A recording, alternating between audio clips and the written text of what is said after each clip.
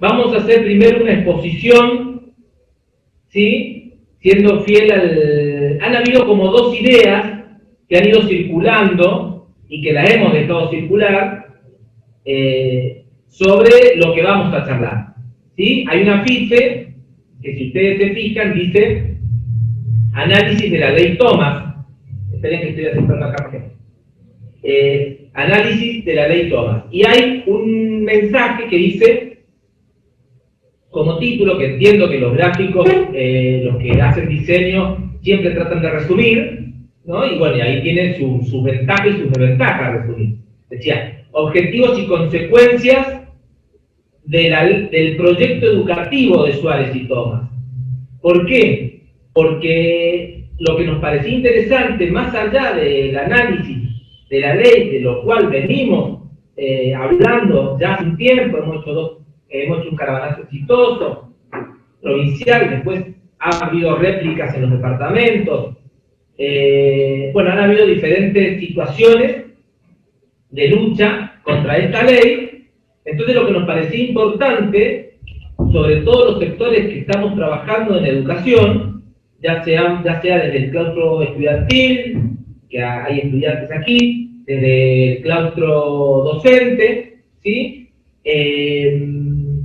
Es pensar un proyecto educativo, analizar el proyecto educativo de las clases dominantes de Mendoza, porque nos sirve la ley para pensar algunos puntos de ese proyecto educativo, pero también abrir preguntas que no van a ser abordadas en su integralidad en esta charla, pero sí dejar planteadas esas preguntas que nos sirva para pensar cómo debería ser ese proyecto educativo. Un proyecto educativo que representa el conjunto de las clases sociales del pueblo, ¿sí? Por lo cual vamos a arrancar con una exposición de ese encuadre, ¿no es cierto?, pensando el proyecto educativo de Suárez y de Thomas, terminando con estos conceptos que para nosotros es importante en cuanto a un proyecto educativo de los sectores del pueblo, y después las compañeras van a abordar algunos temas, ¿sí?, para pensar, siempre contraponiendo los conceptos, porque lo de Thomas y Suárez no es que está bajado de una palmera, sino que tiene concepciones políticas e ideológicas. Quien piensa que porque es gente ignorante se equivoca. Que además tengan en su gabinete gente que ignora muchas cosas, puede ser, es muy posible, casi con seguridad, pero sí responde a un proyecto político histórico, no solamente de Mendoza, sino de la República Argentina, a partir de sus características principales. Con lo cual vamos a abordarlo desde ahí. Hemos preparado un PowerPoint, la idea sería esta. Doy esa exposición, las compañeras hablan de las especificidades que han preparado, y a partir de ahí vamos a abrir la posibilidad, ¿no es cierto?, de que los asistentes al encuentro puedan hablar, puedan hacer algunas preguntas, para poder mantener el encuadre y terminar entre las 2 y las 12:20 del mediodía.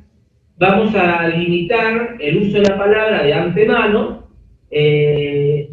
una vez que se abra la lista de oradores que se va a llevar por el chat. Nosotros, cuando se vayan cumpliendo 3-4 minutos del hablante, le vamos a avisar para que a lo sumo estire un minuto y medio más, ¿sí? Somos bastante y se sigue sumando gente que ahora vamos a ir aceptando acá en la plataforma, así es que va a ser, digamos, no nos podemos exceder del horario estipulado. Bien, si se ha entendido, arrancamos. Y ojo con lo que decimos en los comentarios, porque está todo siendo transmitido en vivo, ¿sí? Así que atendamos a los micrófonos, que estén apagados cuando habla alguien, ¿sí?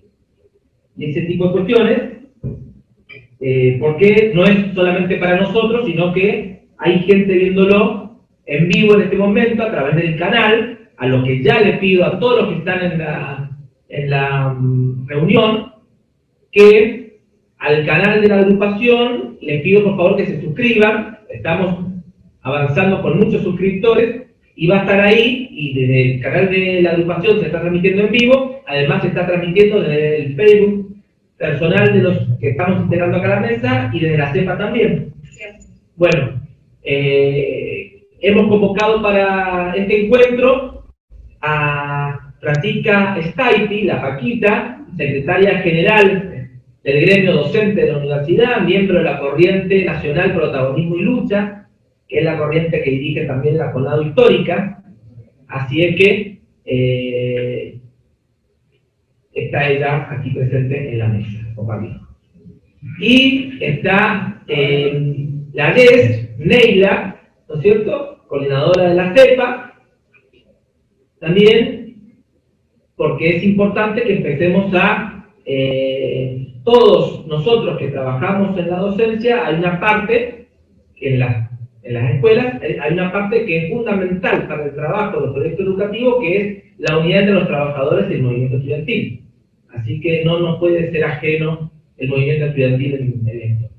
Está como parte de la agrupación y parte de la Secretaría de la Agrupación Verde, digo, y de la Secretaría de Educación, Sandra Lema, también, y yo. Bueno, vamos a arrancar. No le alcancé a cambiar esta palabra, pero quedó. Conversatorio sobre educación, organizan Agrupación Verde 4 de abril, la Corriente Nacional Protagonismo y Lucha en la conducción de Fayún, la CEPA y el MUF. Avanzamos. Es importante que la sociedad piense un proyecto educativo.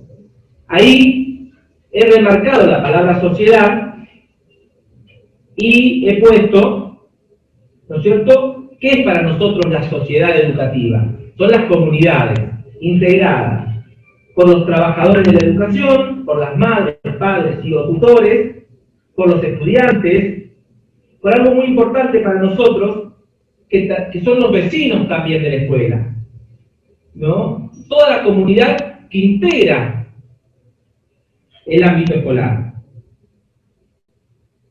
Nosotros vamos a partir para el análisis de los proyectos educativos, cuando empecemos a contraponer el proyecto educativo de las clases dominantes de Mendoza y el nuestro, ¿no es cierto?, partimos de tres conceptos principales que los traemos de la psicología social, ¿sí? Una es qué tipo de sujetos nosotros entendemos que existe en la sociedad argentina, y que solo se pueden satisfacer socialmente en relaciones que lo determinan, y entendemos al sujeto como producido por la historia y productor de la misma. Porque el aprendizaje y la relación dialéctica entre las necesidades del sujeto que está en el mundo interno y las gratificaciones que se encuentran en el mundo externo. En esa búsqueda de satisfacer las necesidades, el sujeto interrelaciona con el mundo externo, el cual lo va transformando y al mismo tiempo, transformando ese mundo externo, se va transformando a él mismo. El otro concepto importante que nosotros tomamos es el de salud mental, donde entendemos que el hombre es sano en tanto aprende la realidad, en este contacto que decíamos anteriormente, en una perspectiva integradora, y tiene capacidad para transformar esa realidad, transformándose a la vez él mismo. Ahí fíjense si es posible analizar estos conceptos en relación a la práctica cotidiana de los docentes, donde muchas veces nosotros entendemos que el sujeto que está como estudiante en ese momento está jodiendo, ¿no es cierto?, está molestando. Entonces, sabemos aplicar la teoría de la manzana podrida, ¿no es cierto?, porque es el que molesta, ¿no? Porque tenemos poco análisis de las realidades materiales en las que se desarrolla ese sujeto de aprendizaje, por lo cual le va determinando su conducta. Por lo tanto, el concepto de salud mental que nosotros entendemos es muy distinto al concepto fundamental que sale de muchos libros, ¿no? En eso, ahí aparece el concepto de dialéctica en el proceso de aprendizaje, donde el sujeto tiene una necesidad, va en busca. Esa necesidad está en el mundo interno del sujeto, ¿no es cierto? Va en busca de la satisfacción que está en el mundo externo, ¿sí? Y se va generando una transformación del mundo externo y al mismo tiempo esa relación entre el sujeto y el mundo va modificando el mundo interno del sujeto. Ese es el proceso que nosotros entendemos que se desarrolla en todos los sujetos del mundo. Y definimos ese aprendizaje dentro de un proceso de conocimiento. Es decir, si los trabajadores y trabajadoras de educación y los estudiantes no nos preguntamos cómo conocen los sujetos, poco vamos a hacer para que puedan aprender. Porque justamente la pregunta epistemológica que nos deberíamos hacer es cómo se produce el conocimiento, cómo aprendemos los sujetos, ¿no? Entonces ahí tomamos una definición de Mao Zedong que dice que en el proceso de la práctica el hombre no ve al comienzo más que las apariencias, los aspectos aislados y las conexiones externas de las cosas. A medida que continúa la práctica social, las cosas que en el transcurso de la práctica suscitan en el hombre sensaciones e impresiones, se presentan una y otra vez. Entonces se produce en su cerebro un cambio repentino, un salto en ese proceso de conocimiento. Y surgen de esta manera los conceptos. Los conceptos ya no constituyen entonces reflejo de las apariencias de las cosas, de los aspectos aislados y de sus conexiones externas, sino que captan las cosas en su esencia, en su conjunto, en sus conexiones internas, continuando adelante mediante el juicio y el razonamiento. Es decir, lo que plantea Mao, ¿no es cierto?, son 4 etapas en el proceso de conocimiento. La etapa experiencial, donde a través de la experiencia el sujeto va interactuando con el mundo externo en busca de satisfacer esas necesidades de las que hablamos antes. Una etapa sensorial, ¿no es cierto?, que es todo lo que va sintiendo en la medida que ese mundo externo impacta en el mundo interno del sujeto. Una etapa conceptual, donde a partir de esa experiencia y de esas sensaciones y ese impacto subjetivo aparecen las ideas de cómo funciona ese mundo material. Y una cuarta etapa, que es el del razonamiento lógico y la transformación, donde ya conociendo cómo actúa ese mundo externo, ese fenómeno con el cual está interrelacionando, ¿no es cierto?, ya conociendo cómo se produce esa relación, somete o lucha por someter ese mundo externo a sus propias necesidades, ¿sí? Va produciendo esta transformación en la cual transforma el mundo y se transforma hacia sí. Entonces, ahí, esperen calmita, otra persona más, ahí aparece este concepto de aprender para conocer, ¿sí?, y de conocer para transformar. Nadie transforma lo que no conoce, ¿sí? Por lo cual, o sea, hablamos no de una... nadie transforma lo que de forma consciente para someter la naturaleza a sus propios beneficios si no conoce cómo funciona esa cosa, ¿sí?, ese fenómeno de la realidad. Por lo cual, ahí volvemos a graficar en un cuadro el mundo interno del sujeto, donde se encuentran las necesidades, y cómo en el mundo externo se encuentra esa fuente de satisfacción. Y acá es muy importante estas 2 palabras que hemos puesto, que es la palabra gratificación o frustración, porque no siempre el sujeto lo que encuentra en relación con el mundo es la satisfacción a sus necesidades, sino muchas veces se encuentra con la frustración. Y esa frustración, como indica la flecha, se las mete adentro del mundo interno. Y debemos decir que en este mundo, que ya vamos a ir analizando, lo que nos encontramos en relación al mundo externo, en esa fuente de supuesta gratificación de las necesidades, son más frustraciones que satisfacciones. Bueno, todas esas frustraciones o satisfacciones nos las vamos metiendo en el mundo interno, y esa relación es la que va determinando nuestra conducta. De ahí surge muchas veces esto que decía anteriormente, la teoría de la manzana podrida, ¿no es cierto? Que en realidad no es otra cosa que la expresión de este concepto en el sujeto de aprendizaje, ¿sí? Es decir, donde está determinado por la cantidad de frustraciones que se encuentran. Por lo cual, el desafío es pensar un proyecto educativo que tenga centro en los sujetos, en su carácter de productores y de ser producidos por la historia, y que en ese proyecto educativo se contemple la capacidad para transformar la historia y no como un sujeto absolutamente pasivo que está con esa tabla rasa de la que se hablaba en otros centenares de años. Por lo cual, teniendo en cuenta estos conceptos que para nosotros son centrales para entender la importancia de discutir los proyectos educativos, aparece la idea de que Suárez y Thomas sí tienen un proyecto educativo, ¿sí? Y que se puede ver tranquilamente,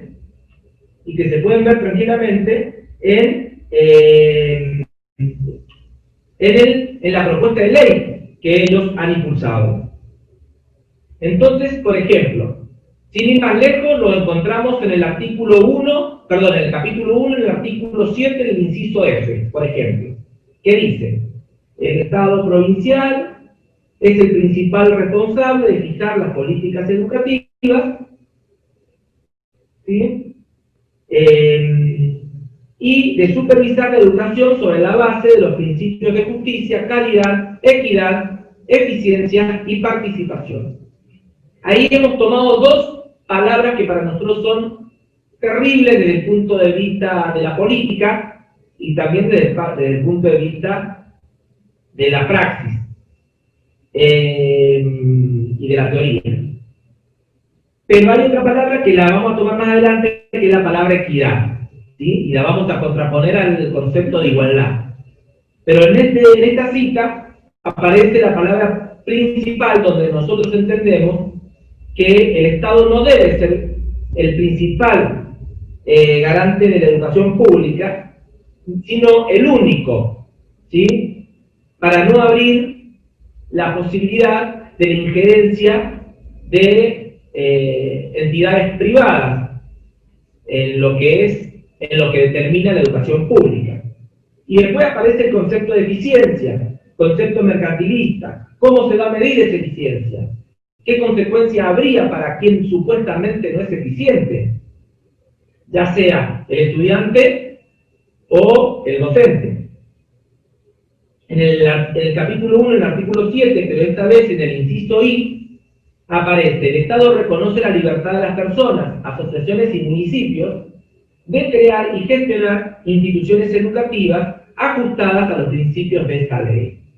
Bueno, ahí lo que nosotros hemos hecho es pensar a quién va dirigido ese artículo: a las ONG, a las fundaciones, a las empresas y a los municipios, ¿sí? Después hay un apartado que habla específicamente de la municipalización de la escuela pública. Bueno, ahí hay que pensar, ¿no es cierto?, que lo que está haciendo el Estado primero es descentralizando, ¿sí? El Estado provincial descentraliza el sistema educativo y lo deja condenado a las políticas municipales. Y después, ¿sí?, si eso falla, o municipios que tienen presupuestos más acotados que otros, como por ejemplo Junín, ¿no es cierto?, o Lavalle, y teniendo en cuenta algunos articulados, entre ellos que leímos primero, le da la posibilidad de ir a buscar financiamiento externo, ¿sí? Por ejemplo, usted, en algunos departamentos puede haber Pescarmona, por ejemplo. Bien. Entonces aparece el artículo 2, el capítulo 2, el artículo 9, y dice: Quienes se encuentren en ejercicio de la responsabilidad parental de los estudiantes tienen las siguientes obligaciones. En el inciso A, asegurar el cumplimiento de la escolaridad obligatoria en sus niveles y modalidades correspondientes. En el inciso B, asegurar la efectiva asistencia y puntualidad de los estudiantes para el cumplimiento de la escolaridad obligatoria. Quiere decir, la obligatoriedad de la escuela pública pasa a ser un problema de las familias y no del Estado. Ahí viene la pregunta, si no es el Estado, ¿quién? Las ONG, las empresas, los municipios, las fundaciones y las familias. Y el Estado nos lo encontramos al final del camino. Bien, entonces, los y las trabajadores y trabajadoras de la educación, en el artículo 11, inciso K, importante esto, dice, hacer un uso responsable de sus redes sociales conforme lo exige la profesión docente, teniendo presente en todo momento que son públicos los comentarios u opiniones que allí se realicen. Y en el artículo 11 también, pero en el inciso L, dice, comunicar ante la autoridad escolar cuando detecte o advierta que alguna persona, miembro de la comunidad educativa, esté haciendo un uso inconveniente de las redes sociales. Entonces la pregunta es, ¿por qué aparece esto?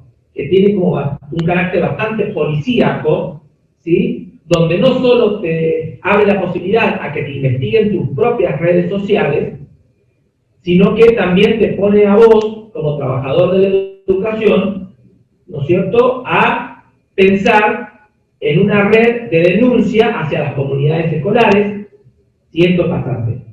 Entonces ahí lo que se me vino a la cabeza es el concepto que aborda Foucault en su libro Perseguir y Castigar. Entonces pensaba, ¿no? ¿Se quiere luchar contra la violencia de género? ¿Eso es lo que intenta hacer el gobierno con este articulado? ¿Se pretende luchar contra el acoso virtual? ¿Se busca enfrentar el acoso a menores? Entonces ahí tienen posibles respuestas, o por lo menos 3 respuestas, ¿no? Antes de dar una respuesta, pienso en algunas cuestiones materiales, como por ejemplo, la provincia no tiene un presupuesto especial para la violencia de género. Los estamentos del Estado referidos a la mujer y minoridad y a la familia se encuentran desfinanciados, es decir, la dirección de la mujer, etc. Por lo cual, ante esa pregunta es, no quiere luchar contra la violencia de género, ni el acoso a menores, ni el acoso virtual, porque si no pondría en los estamentos del Estado que existe, pondría financiamiento adecuado. Entonces, ¿qué es lo que pretende el gobierno con esto? A mi humilde entender, lo que pretende es silenciarnos. ¿Cómo nos pretende silenciar? Aplicando el código contravencional a través de lo que ya viene haciendo, que son las multas, procesados por luchar, ¿no es cierto?, con toda una situación represiva, donde lo que intenta es que no se le vaya a invertir, teniendo la experiencia que tiene de lo que pasó en diciembre del año pasado con la defensa de la 7722, que no se le vaya a invertir su orden social, ¿sí? Porque viene con el discurso del orden, de que somos ordenados financieramente, bueno, está a la vista que no, pero entonces ahí hemos puesto una pirámide donde entendemos que los sectores dominantes están en la punta, entendemos sectores dominantes por los imperialismos, por los grandes terratenientes, la oligarquía, latifundista, el capital financiero y el gobierno, y en la base de esa pirámide el pueblo, los obreros, los estudiantes, los pequeños y medianos comerciantes, los productores, la mayoría de los intelectuales, los campesinos, etc. O sea, el conjunto de clases sociales que constituyen el pueblo, los sectores dominados, ¿sí? Por lo cual lo que quieren es silenciar a la base económica, en este caso, de la estructura mendocina. Por eso necesita poner ese tipo, porque aparte, recordemos que con el ítem aula Jaime fue escrachado en varias oportunidades, las redes sociales han democratizado en un aspecto la palabra, por lo tanto, ya lo que se dice en los canales de aire tiene un valor, pero al mismo tiempo están las redes sociales para hacer contrapeso a eso. De ahí la necesidad de que los gobiernos tengan sus trolls, digamos, ellos necesitan tener esos trolls para también tener, poder manipular la comunicación a través de estos medios alternativos, que cada vez son menos alternativos, ¿sí? Y necesitan controlar eso, por eso necesitan aplicar el Código Internacional en la educación. Y aparece el capítulo 6, por lo que pensábamos que esto, que la bimodalidad es parte de un proceso en el cual entendemos que estamos en una situación de educación en emergencia, el gobierno parece que entiende que esto ha llegado para quedarse. Después pensemos por qué pretende la bimodalidad del gobierno. Si es un problema porque, o sea, pensemos, si es solo un problema de que el gobierno ha elegido como director general de escuela a un tipo que es técnico en informática, o si hay un proyecto político que sustenta la bimodalidad. En el capítulo 6 habla de esto, ¿no? Del sistema de educación digital. Y habla en el artículo 36 en ese capítulo. A fines de la presente ley, el sistema de educación digital es la base para la articulación e integración de los docentes tecnológicos en la enseñanza, en el aprendizaje y en la gestión administrativa y operativa del sistema educativo, promoviendo una nueva arquitectura de conocimiento y un proceso continuo de construcción y reformulación dentro del marco evolutivo de la digitalización cultural. Por lo cual, la pregunta que nos cabe es, ¿con qué docente vamos a hacer la bimodalidad? Si tenemos un salario congelado a diciembre de 2019, si hoy que necesitaríamos aplicar la virtualidad para dar clases, porque no las podemos dar presencialmente, producto de la pandemia, no se está destinando el presupuesto necesario para tal caso. Por lo tanto, tenemos los trabajadores de la educación con sobrecarga laboral. También nos preguntamos con qué docentes el gobierno no llama ni siquiera a suplencias, o se demora, o tiene mezquindades al respecto, sin paritarias para charlar cuestiones no salariales tampoco, ¿no? Donde, por ejemplo, tendríamos que establecer un reglamento en esta situación de emergencia para saber cuáles son los derechos, por ejemplo, el derecho a la desconexión, por ejemplo, los horarios de trabajo, etcétera, etcétera. Por lo cual, el artículo 36 lo que viene es a normalizar la bimodalidad, en lo que nos preguntamos con qué recursos si el gobierno no garantiza la conectividad y las herramientas. Tenemos familias enteras que tienen 4 o 5 niños o niñas y con un solo celular. Entonces, cuando fue el mes pasado, hablaba con una mamá que iba a los comedores que tiene la corriente clasista y combativa y me decía que se gastaba que si ella, para llevar los chicos al día, a sus 4 hijos, tenía que sacar 150 pesos de fotocopia. ¿De dónde va a sacar 150 pesos de fotocopia? Si tiene 150 pesos en su bolsillo, va y compra una verdura, si está yendo al comedor. Entonces digo, ¿con qué recursos el Estado va a garantizar esto? Acá quiero hacer un paréntesis. Muchas de estas cuestiones están pensadas ya en la Ley Nacional de Educación, de la cual esta agrupación fue crítica, porque, por ejemplo, el concepto de principal en vez de único es algo que toma de la Ley Nacional. Nosotros en ese momento fuimos críticos, inclusive cuando se discutió la ley provincial de Paco Pérez. Fuimos críticos, muy críticos, la ley provincial, sí, bien digo, muy críticos a ese proyecto educativo. De hecho, nos movilizamos en contra, porque hay muchas cuestiones que están tomadas de ahí. Pero, para ser honesto, hay una parte que nosotros valoramos de ese proceso, ¿no? Por lo menos en lo metodológico, que fue que antes de la Ley Nacional de Educación se pensó y se discutió en el ámbito de la paritaria nacional entre los gremios docentes y el gobierno la ley de financiamiento educativo, que el macrismo por supuesto desoyó. Por lo cual lo que se pensó primero es en un presupuesto que sustente la educación pública, y en base a eso se pensó en una ley nacional de educación. Después se abre otra nueva discusión, que es si esa ley de financiamiento servía en ese momento y si hoy día sigue sirviendo, digamos, en el sentido de lo que se establece como financiamiento para la escuela, para la educación, para el sistema educativo. Pero acá ni siquiera eso, acá no tenemos ni paritarias, no tenemos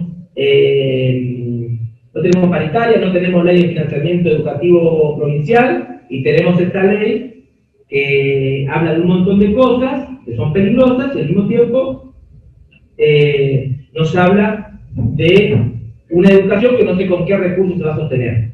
Entonces acá aparece en toda la ley el concepto de equidad y el concepto de igualdad. El concepto de equidad, ahí me tomó un trabajo medio tonto, pero que tenía ganas de hacerlo, que es contar cuántas veces se repite la palabra equidad y cuántas veces se repite la palabra igualdad. La palabra equidad se repite 5 veces y la palabra igualdad 8. Por lo menos es el conteo que tengo, me puede saltar alguno. El concepto de equidad significa cualidad que consiste en dar a cada uno lo que se merece en función de sus méritos o condiciones. Es decir, lo que entendemos como meritocracia. Y el concepto de igualdad es la condición o circunstancia, y ojo, lo he tomado de los diccionarios de las clases dominantes, ¿sí? No lo he tomado del marxismo estos conceptos. La condición o circunstancia de tener una misma naturaleza, cantidad, valor o forma, o de competir alguna característica, proporción o correspondencia entre las partes que uniformemente componen un todo. Es decir, por un lado aparece el concepto de meritocracia muy peligroso en la ley, y por otro lado nosotros creemos que ese concepto debe ser escindido de cualquier proyecto educativo de educación pública por el concepto de igualdad, en donde nosotros tenemos este concepto que viene como mínimo de la Revolución Francesa, en la lucha contra la monarquía, y que está establecido en el artículo 16 de la Constitución Nacional, que habla de igualdad ante la ley. Nosotros creemos que tiene que ser una igualdad más amplia que ante la ley, ¿no es cierto? Pero como mínimo eso. Por lo cual, el concepto de equidad ya está hablando de una forma de entender el sistema educativo, ¿sí?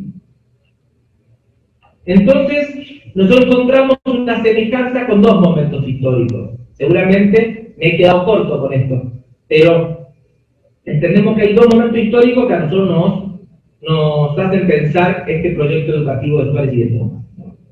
Donde cualquier semejanza con la realidad es verdad. El primero es la fundación de la Nación Argentina, en 1880, ¿sí? Fin de la Argentina feudal y comienzo de la Argentina imperialista capitalista. Como principal elemento, digo, no es que el feudalismo se terminó, porque hay sectores del campo que todavía mantienen relaciones sociales feudales, pero no como principal carácter de la Argentina.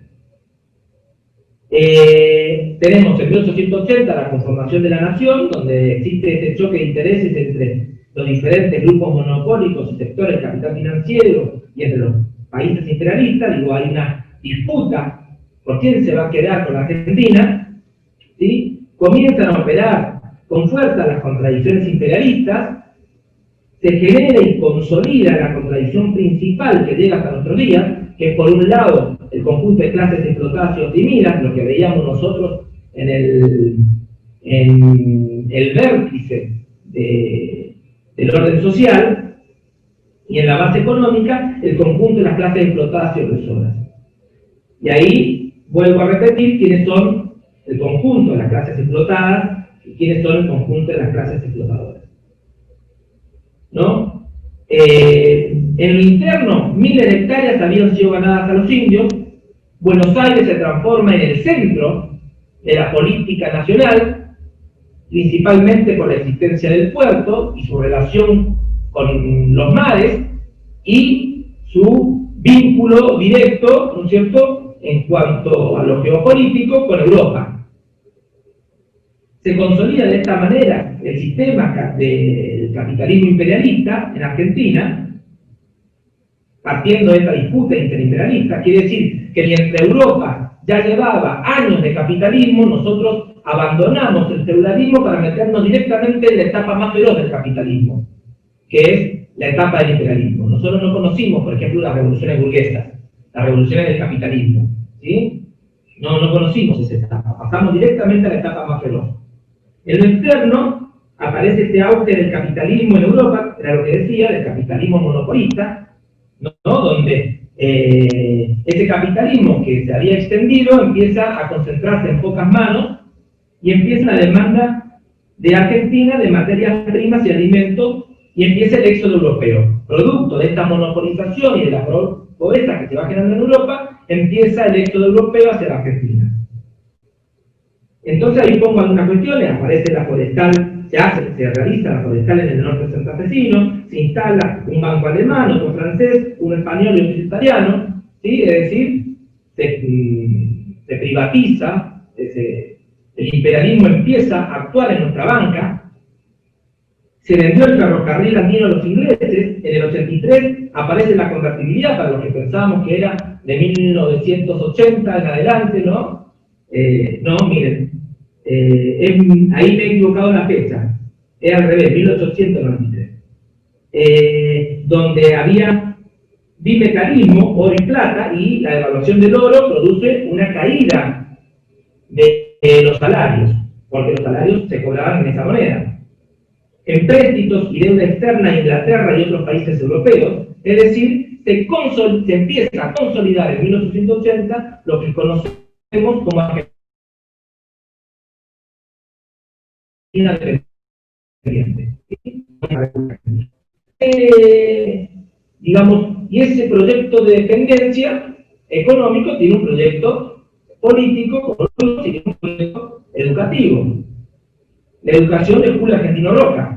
Educación para los hijos de la oligarquía. Los sectores dominantes no necesitaban aparentemente la producción de técnicos. La educación debía tender a generar respuestas para procesar, para procrear esas élites que iban a estar en los lugares de poder, es decir, la educación para algunos, desprecio por la educación técnica. Para los frigoríficos y ferrocarriles no se demandó formación nativa, se utilizó mano de obra barata inmigrante que venían con las propias empresas que venían a instalarse en Argentina, y en otros se contaba, y con otra mano de obra se contaba con mano de obra de acá, ¿sí? Que eran los que venían sueltos de esos éxodos, que eran los desposeídos de otros lugares. Digo, los europeos de aquel momento eran lo que en algún momento fueron los bolivianos para nosotros, digo, ¿no? Los italianos en un momento fueron. La educación, la escuela empezó a aparecer esto de escuelas de primera y escuelas de segunda, cuando las clases dominantes advirtieron que los sectores populares terminaban la secundaria y lograban llegar a la universidad, generaron un bachiller moderno diferenciado de los bachilleres clásicos, donde asistían ellos. Es decir, empezó a aparecer otro tipo de escuela donde iban a ir los sectores populares. Y el otro momento, que me parece bastante gráfico, seguramente habrán más, es la época del menemismo, en los 90, donde en lo internacional, acá se puede llegar con un montón de cosas más, ¿no? Está la caída del muro de Berlín, por lo tanto, con eso, la única historia posible, la derrota del mundo socialista, con la restauración capitalista en la Unión Soviética y en la República Popular China, con Fukuyama diciendo el fin de la historia, ¿no?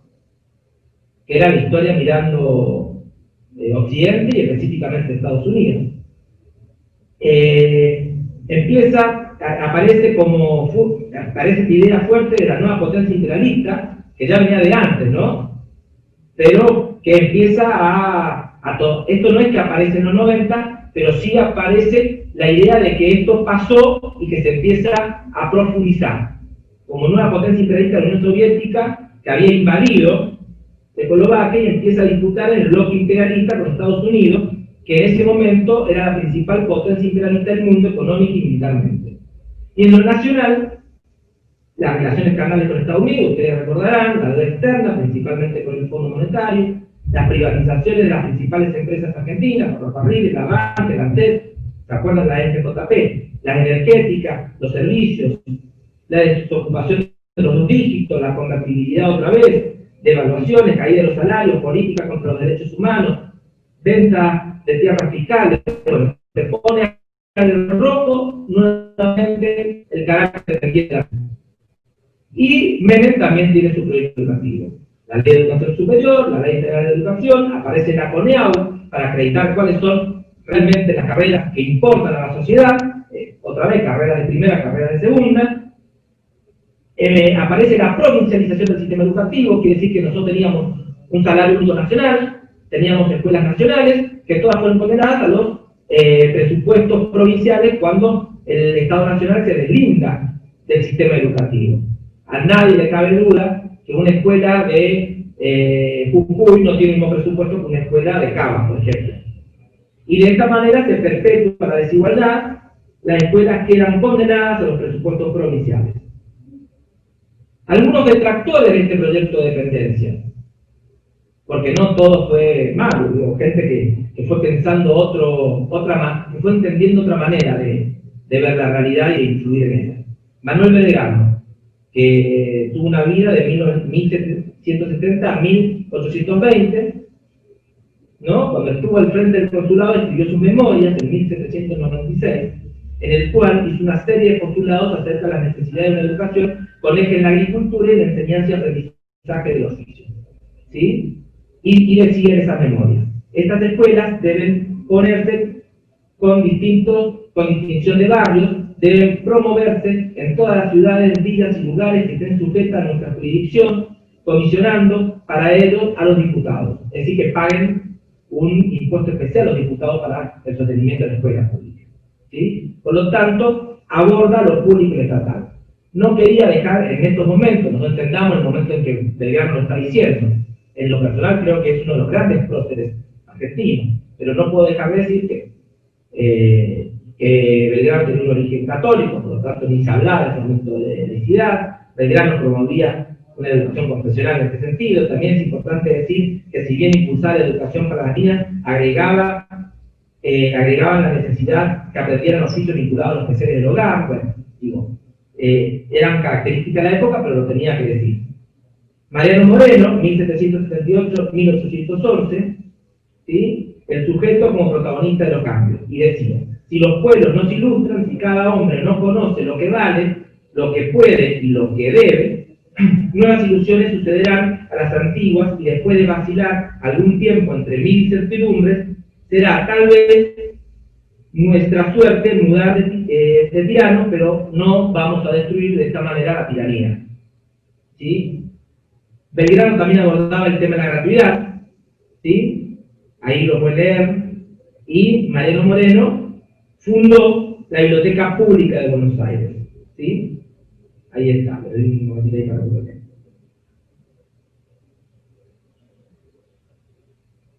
Y uno de los grandes detractores de estos sistemas es sin duda José de San Martín, ¿no? Donde promovió la educación científica. Junto a Belgrano crea la primera academia militar científica en su historia, la Ciudadela de Tucumán. En ese encuentro en el cual conviven, San Martín da, en esos planes de estudios, da clases de estrategia militar y de historia. Impulsa las publicaciones de lo que la Inquisición, cuando fue gobernador de Mendoza, impulsa las publicaciones de lo que la Inquisición de Lima consideraba dos de los libros más subversivos de la historia. Uno eran los comentarios reales de los incas, de Garcilaso, y El Quijote, de Cervantes. La prohibición decía que prohibían porque promovían estos libros la imaginación, y la imaginación promovía la rebeldía, ¿sí? En el decreto donde levanta la proscripción, siendo gobernador de Cuyo, dice: justamente por esto lo vamos a publicar. Después, él piensa, ¿no es cierto?, en un ejército preparado intelectualmente y armamentísticamente para la defensa de la patria y de los intereses populares. Por eso le es tan importante que dentro de la academia se incorpore la estrategia militar. Bueno, fíjense que Menem lo que hizo fue, dentro de la reforma del 94, abolir o sacar de la Constitución el servicio militar obligatorio. Bueno, también dice, en esta cuestión de las proscripciones, no alcanza con conocer a los, porque él tenía un aprecio muy importante por los incas, por los pueblos originarios, pero lo expresó tosudamente cuando fue gobernador de Mendoza, de Cuyo, perdón. No alcanza con conocer a los ilustrados europeos, sino también conocer a nuestros filósofos, como pensar, es decir, él se preguntaba, ¿no es cierto?, le interesaba conocer cómo pensaban los americanos originarios, ¿sí? Siendo gobernador de Cuyo en el 14, saca la primera ley de derechos laborales. El patrón debía demostrar que no le debía un solo peso al peón. Fíjense, igualito. Impuesto al censitario, es decir, pagaban más los que más ganaban. En este momento lo estamos discutiendo, un impuesto a las grandes fortunas. ¿Sí? Y después lo puse ahí a Faustino Sarmiento, con quien tengo algunas discrepancias, pero me parece importante para pensarlo, donde en lo personal valoro sus posiciones enfrentadas a Roca acerca del tema de la educación agrícola, ¿sí? Porque pensaba un tipo de país, pero al mismo tiempo, ¿no es cierto?, no nos podemos olvidar de sus libros Facundo, Civilización y Barbarie, y todo el desprecio hacia los pueblos originarios. Y en esto queda mucho por pensar acerca de un proyecto educativo para el pueblo. Y puse ahí algunos puntos como para terminar. Educación estatal y pública, el Estado como único responsable, para ahondar en esos conceptos, seguramente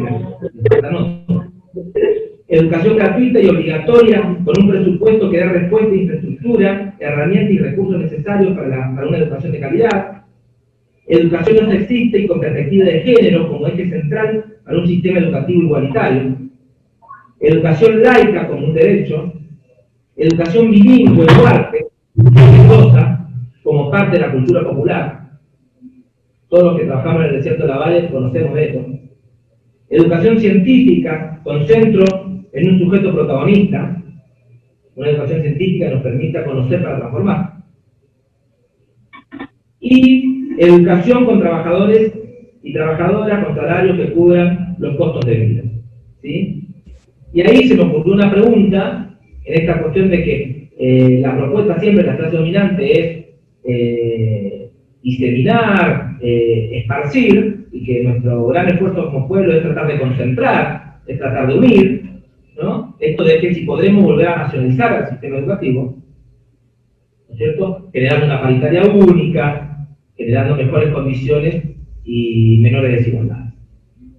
Un poco esto tenía que ver con la posibilidad de pensar un proyecto educativo desde las escuelas, no desde sectores intelectuales que no tienen nada que ver con la práctica, sino desde las escuelas, para empezar a discutir, porque está claro que las clases dominantes discuten un proyecto educativo y que siempre nosotros terminamos yendo atrás de esa discusión, y es momento que nos pongamos por delante a discutir en serio qué tipo de proyecto educativo necesita el pueblo mendoza.